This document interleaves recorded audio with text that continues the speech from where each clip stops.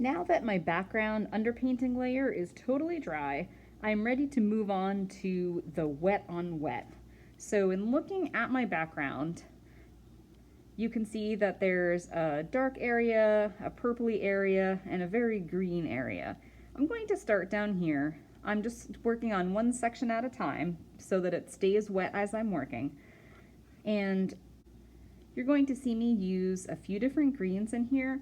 The main thing to be careful of is that your foreground is entirely dry and that you leave it alone so that the colors don't blend and you maintain the sharp, focused edge.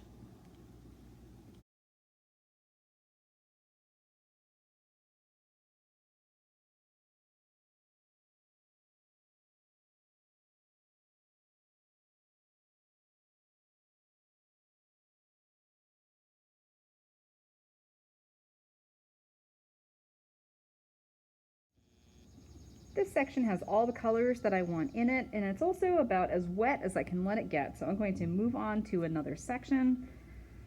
I'm going to pick the top left quadrant and continue working.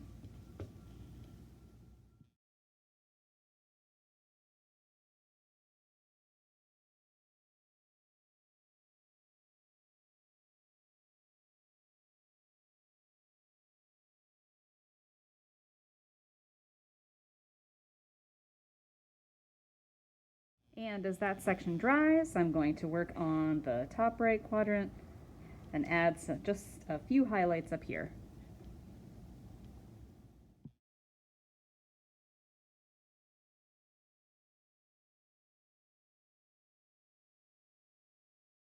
And that is my wet on wet background.